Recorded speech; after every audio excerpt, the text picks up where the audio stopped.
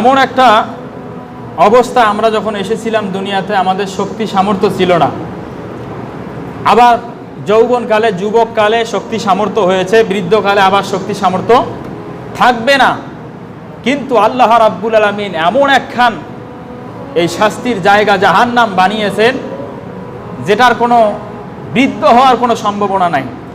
যে শাস্তি দিতে দিতে সে তার তেজস্ক্রিয়তা হারিয়ে ফেলবে, তার ক্ষমতা হারিয়ে ফেলবে, তার পাওয়ার হারিয়ে ফেলবে, তার পাওয়ার কমে যাবে, এরকম কোনো সম্ভাবনা নাই। বরং আল্লাহ বলছেন কুল্লামা খাবাত জিদনাহুম সাঈর, কুল্লামা খাবাত জিদনাহুম সাঈর।